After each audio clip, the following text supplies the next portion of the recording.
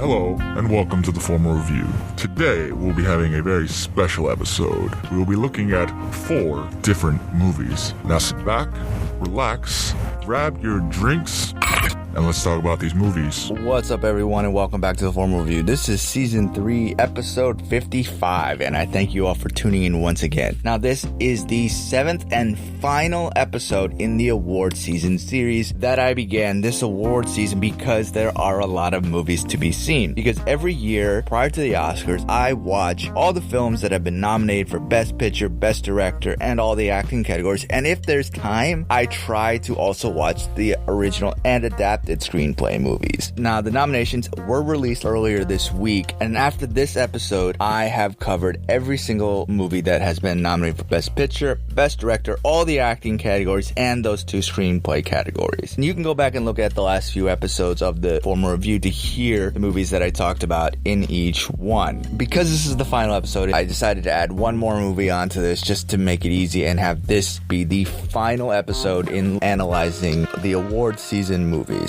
Now, in this episode, I'm going to be looking at the second Borat film, The White Tiger, Another Round, and The Father. And, of course, a small update to my movie collection. So stay tuned.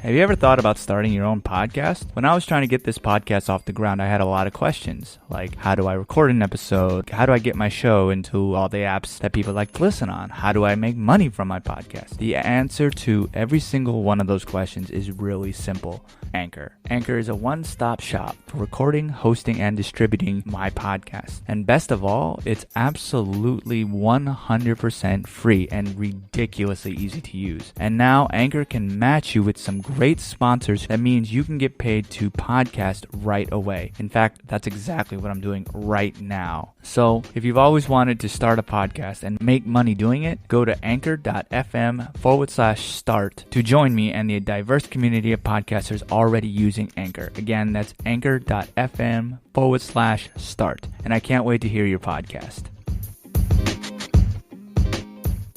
The only update to my movie collection is that I was able to get a dope copy of the first Creed movie on 4K. Now, I found a really good sale that did bring it down to below $10 for that copy, and I'm really excited to looking for it because this is honestly one of my top in the entire Rocky Creed series, even though I do think it is a standalone, unlike the second one, but I am looking forward to watching it. Now, if you haven't been following me on social media, I have been slowly working my way through the Rocky movies to kind of build my way up to Creed. I know you don't really actually have to, but I haven't watched the Rocky movies in a really long time, so I'm actually having fun experiencing that. And, I mean, Creed was mastered at a 2K digital intermediate, so the image isn't up convert from that, but it honestly, again, when it comes to 4K, it's definitely an upgrade no matter what you do. It just may not be worth it to buy it at a high price point, but if you can find a deal, it may be worth it. But I'll let y'all know as soon as I finish watching it. Now, before I get into these movies that I'm going to be talking about today, I want to preface this episode with slight spoiler warning. Obviously, I will do my best to not ruin the movies for you, but if you do care about spoilers, I would suggest, as I always do, to go watch the movies and then come back and hear what I have to say about them so you fully understand everything, if you care about that. If not, keep listening. Now, I know I say this at the end a lot of the time, but the data shows that really no one listens to that part, so I do want to reiterate the importance of leaving reviews because it really does add to my credibility as a movie critic and also a movie analyzer. So as I continue on, I always look for feedback from my listeners, and frankly, it's because I really do this for you all and I want this to be entertaining. So you can always go on to your favorite podcast subscription and write a review because I do check these out and I do want to know how you think I can improve. What do you want to hear? Do you want to hear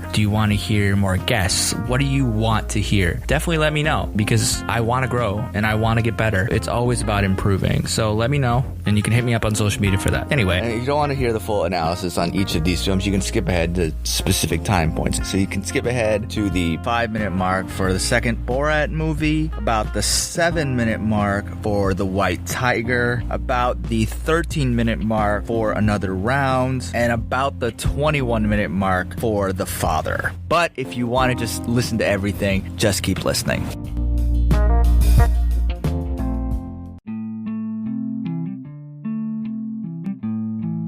Borat Subsequent Moviefilm, delivery of prodigious bribe to American regime for make benefit once glorious nation of Kazakhstan, or simply Borat Subsequent Film, or Borat 2, is a mockumentary comedy film directed by Jason Wolner in his directional debut. It obviously stars Sacha Baron Cohen as the fictional Kazakh journalist and television personality Borat Sagagiev, and Maria Bakalova as his daughter Tutar, and it is obviously the sequel to 2006's Borat Cultural Learnings of America to make benefit for glorious nation of Kazakhstan. So prior to me going into this, I want to again say, like I said in my preview, that I watched this movie a while back when it was released, but I didn't really want to cover it because it wasn't simply a film that I planned on watching, and then I was persuaded into watching it. Anyway, the original movie was absolutely hilarious to me at the time, and it's one now that I wouldn't have thought could have been made today, even for a sequel, but I was clearly wrong here. And that film was also nominated for the Academy Award for Best Adapted Screenplay, so to see this new one having similar reactions isn't too surprising. And as the first one did, Baron Cohen has a great performances, and it does do a good job at making a commentary on American culture. And frankly, it will make some people laugh, really some gasp, but the problem here is that it's a fairly predictable movie, which isn't true of the original, because back in 2006, the amount of viral videos wasn't as comparable as today, and the things that Cohen shows aren't as surprising anymore, but rather just sad. First film shocked its audiences because it showed Americans saying outrageous things on camera, but today, unfortunately, people don't really need someone like Borat to really trick them into expressing these opinions that back then would have been classified as extreme. Now they just put it out there and they are proud of it. The saving aspect of this movie really is Bakalova as Borat's daughter, and this is something that the original movie didn't have, which is an emotional story. And that daughter aspect of it can be honestly touching, and Bakalova provides a very fearless and quick-witted character that really makes this tragic comedy worth skipping just so you can watch her. And this film succeeds with its story, details, and its character, and the only thing that this film doesn't do immensely well, its message. It's fairly doubtful that it can age as well as the first film did. It's still definitely unique and worth watching once as a confirmation of the world that we live in. It just may not be worth watching ever again because it isn't, again, a shock to see people say things like this. So it's really probably good that Cohen has retired that character at this point. Now let's move on to a movie that I watched very, very recently, The White Tiger.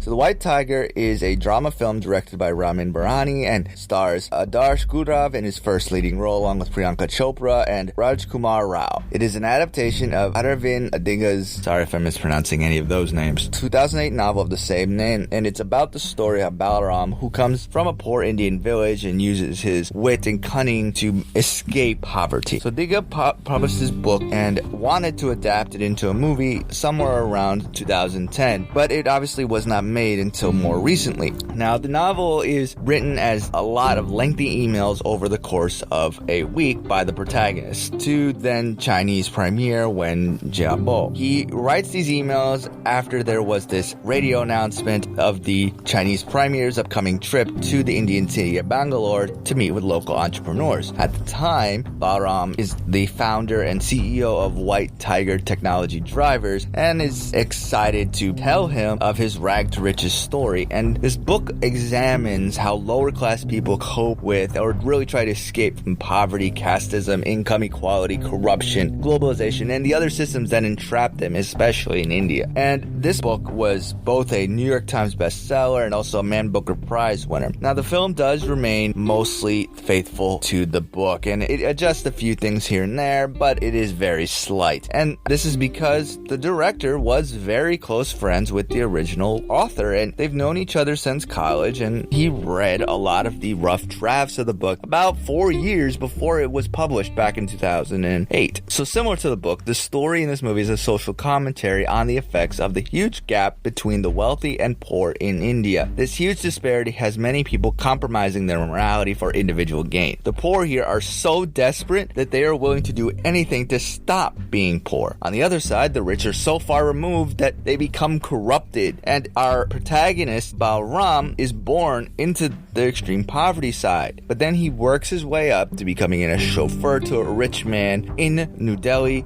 This allows him to see bad things in both the servant class, but as well as the master class. And he ends up thinking that all of this desperation and all these negative things that are happening are justified because of the desperation as a result of poverty. As somebody who has worked his way up from a poor society, he yearns to live for their life, but he also sees the problem with the extremely corrupt. So it's this debate inside of his head. He's very desperate, which then makes him siphon off gas and have people overcharge, be corrupt for any car repairs, and the story ends up being this fairly relatable one because we're getting his point of view. And as in the book, the story is using humor to show how Balram copes with the effects of these immoral choices of the rich on him, with having to make immoral choices himself. And we see these choices not as a negative thing or evil thing, it's just a result of this disparity in wealth. And we want to see him do well because we see this point of view. But anyone watching this can see that there are problematic choices that he makes. And this emphasis on the difference between the rich and poor is shown even more so through Balram's view of the poor living in the quote darkness and the rich living in the quote light. And this metaphor really shows how extreme the difference is between being poor and being rich in India. And as the audience sees in the movie, Balram murders, he steals, and he sacrifices his family just to make it in this world. And we watch this, and for the majority of humanity, these are very immoral acts. Yet, he is now successful at the end of this rag to riches story. So it's not exactly a happy ending, but we can somewhat see that he is now going to do good things. And this ending emphasizes immorality is again not a bad thing because it's due to the vast disparity in wealth. But it is hinted at that things are going to improve. And Balram says that the poor really have no choice but to be immoral. But the rich have a choice. Now, a lot of the problem is that the rich are choosing not to do anything about it. So now that he's made it, he doesn't want to lose touch from where he come from. Now, then again, this type of story has been shown before. But here's the thing. How do we know that he will change things? Honestly, the movie doesn't tell you, but that's up to the viewer. And this film succeeds with its story, details, character, and its message. The only thing that this film doesn't do immensely well with is acting. It's fine, but it just doesn't stand out in any way. Gaurav is good and likable enough, though that's mostly due to the story that he's involved with and not due to him as an actor so much. And these characters are well defined, but there's not many scenes in the movie that display any serious acting ability. And this is a minor detail in such a great movie, with such obviously a very great story. Now, let's move on to another movie with a good story, Another Round.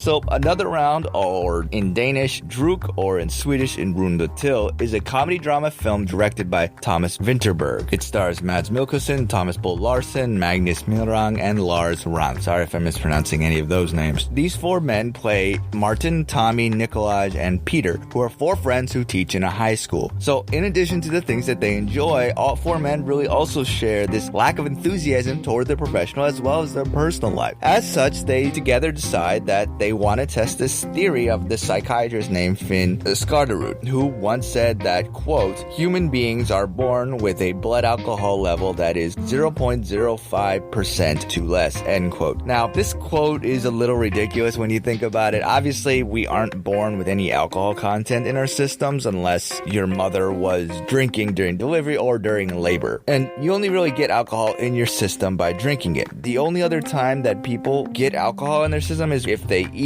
decomposing apples that then ferment in the stomach, but that's a very rare situation. And the data used to arrive at this conclusion basically uses animal data, because there are certain animals that have alcohol in their bloodstream, such as those that live in Arctic environments to essentially de-ice themselves. But that's alcohol that they produce themselves, not alcohol they drink, and they're mostly reptiles or aquatic creatures, not so much mammals. And additionally, animals have a very different physiology than humans as well, and they don't use oxygen in the same way that humans do. So to say that this theory is true is ultimately problematic, and this is probably the only problem with the movie, as it doesn't take away from the idea of high levels of alcoholism in middle-aged men. As the film shows, it's not so much alcohol pushing people to do things similar to that of a frat party, but it's more of the toll that alcohol takes on the middle-aged body. And this is because as men get older, they have less enzymes in the body to break down the alcohol in a very efficient way. And this can lead to producing acetaldehyde, which can stop your body's ability to relax your blood vessels, which then leads to high blood pressure. And this happens really soon after turning 35. And this is why the men in this film slowly get worse over the course of the story. They start with 0%, but then they aim to get to 0.5%, and then they increase it again. So they decide eventually to maintain that level because they want to see if it changes their lives. And at first, all of them regain a lot of lost enthusiasm. But then, as it always happens, they start depending on the alcohol too much, and they start doing things that they would never do while sober. One loses their family, another embarrasses himself in front of his family, and one then sees how he cannot really see the point of living without the alcohol. And in a way, he ends up giving up on that hope that he once had so promising, and this then eventually pushes his friends to realize the importance of life. So this film ends up being not so much about alcohol, but figuring out what is sensible and what is irrational. As humans, we all want this perfect life and to live in this utopia, because as children, we see a world that is easy, because our parents do everything that they can to make it seem that way. And then as adults, we remember that feeling, and we try to our best to recreate that feeling, even if it's good or bad. As children, we don't really see the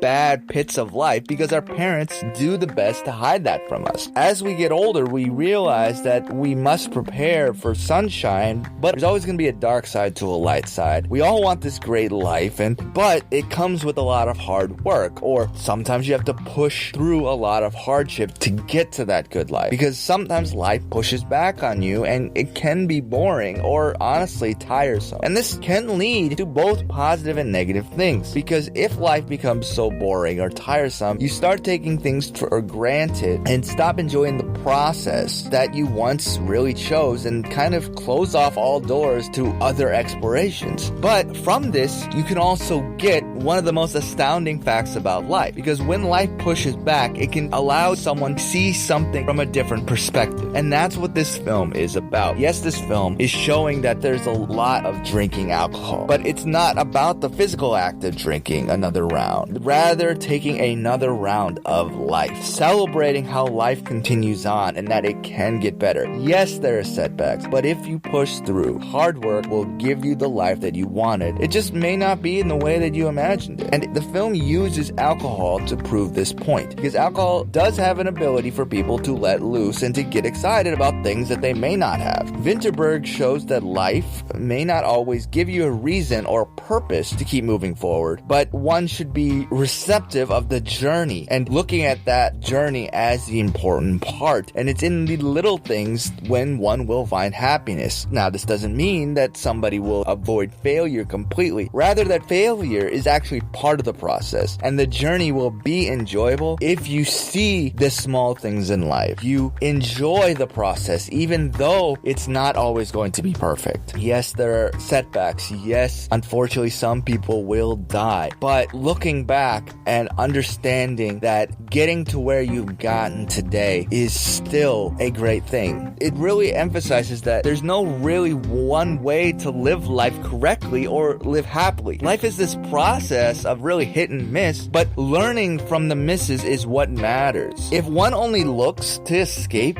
their real life, they will always be unhappy, because you're essentially running away from the problem, which is how you're looking at your own life. This brings up the phrase, the grass is greener on the other side, but that doesn't mean that their grass is better than yours or that your grass is better than theirs. Make the best with what you got and you'll find enjoyable parts of your life. And if you run away either mentally or emotionally, you're essentially blaming others for the situation, and this won't solve anything. You have to look to improve yourself and grow internally. And through this, you realize that after you go through everything and getting to the end result and recognizing that how you got to the end result is the positive aspects of it. It's not just getting to the end result and then that's it. And in this case, an alcohol percentage of 0 is better than 0.05. And things don't always have to be bigger and better. But there's nothing wrong with continuously improving. In the film, each of the 4 men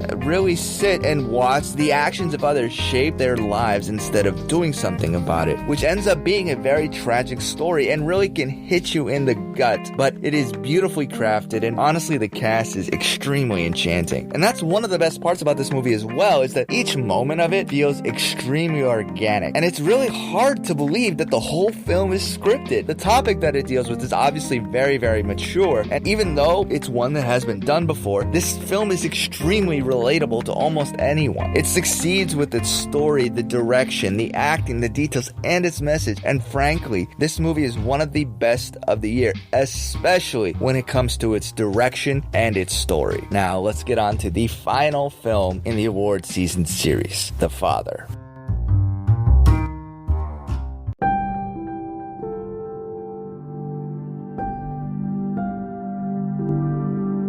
The Father is a drama film co-written and directed by Florian Zeller, and it's based on his 2012 play, Le Pere. And it stars Anthony Hopkins and also Olivia Colman, and it follows an aging man who must deal with his progressing memory loss. So Hopkins here gives one of his best performances really since Silence of the Lambs. This role really is surprising with how good it is, and frankly, it's a very touching story, especially in the last 5 minutes, which has some really, really powerful scenes. But on the other hand, it's not just a sad story, because he's also incredibly charming, which honestly makes him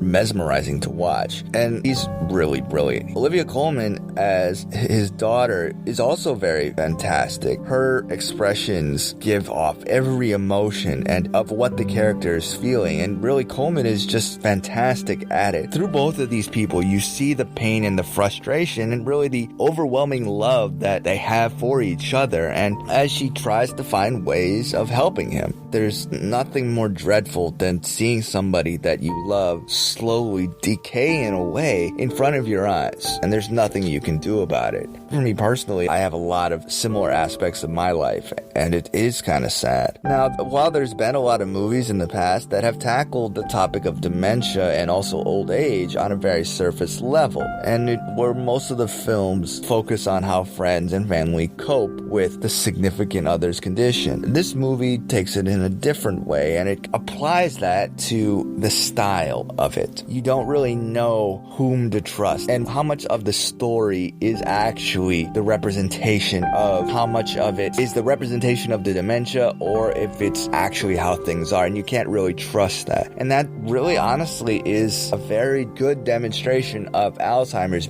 And if you haven't seen anyone go through this, I don't wish that upon you, because people can become completely different people. They can act completely differently. What makes this film so different is that it's told from the perspective of the sufferer, not so much the family around him. So his confusion of why people are starting to treat him differently becomes ours. So when the film switches Olivia Colman with a different actor, it becomes this confusing aspect, and honestly scary at times, because this is ultimately a devastating reality of this disease where people you once knew start look alienating to you. And the director Zeller here does a great job of placing you in the shoes of somebody going through dementia and giving you a better understanding of how the disease can affect you. And it's just a simple story, especially with about its 90-minute runtime. And this movie is purposely structured and edited in a very lucid, dream-like manner. It is somewhat disorganized, but again, that emphasizes the condition of dementia and Alzheimer's. And it really kind of makes us question, who are these people around us? Why is everything so mysterious? And then when you try to piece things together, it becomes a more realization of these scattered memories of events, because it's getting shuffled around, because that's how it is mentally. Even though this movie doesn't come off as complicated as I'm making it sound, it's simply just not straightforward. And it was almost in a sense like watching a horror movie at times, because because you didn't know what was going on half the time, and which again is a horrific effect of dementia, and that frankly is what really pushes this film forward. Now, is it one that I would say I would definitely rewatch? Maybe not, but I would say this movie does push the boundaries of it, and honestly, it may not be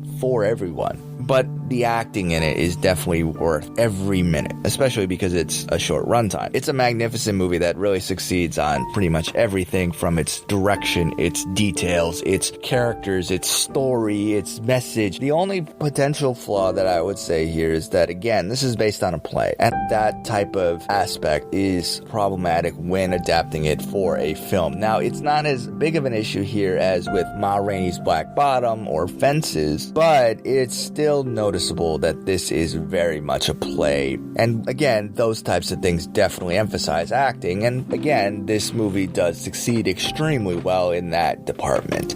And it really goes beyond anything that I've seen it before when it comes to showing dementia on screen. And it's a movie that I will never forget. So that concludes the award season series. Now, next episode, I'm going to be talking about my Oscar predictions and also my top films of the year and also my favorite films of the year. There is a difference, but you're going to have to tune into that episode to find out what that is. Now, what'd you think of these movies? Let me know. Hit me up on social media. The Formal Reviews on Facebook, Twitter, the Gram, and YouTube. And the handle's all the same. It's at The Formal Review. Feel free to also check out backseatdirectors.com, where I work with a big team to put out movie reviews and also editorials. Again, that's backseatdirectors.com. Please also subscribe to The Formal Review. We're on Google Podcasts, Apple Podcasts, Spotify. We're now on Amazon Music, iHeartRadio. Honestly, pretty much anywhere you can find a podcast, we have our content there. Also, I'm always wanting to grow and improve, so please leave a review and what you want to hear, because I really do this for you all. I see the numbers, and I really appreciate everyone supporting me and talking to me about movies, because frankly, that's what it's all about. And for anyone who has supported me on a financial basis, thank you again. And if you want to help support on a financial basis, please go to anchor.fm/the-formal-review and click support this podcast. And honestly, any donation is appreciated. Thank you all again for tuning in. And until next time,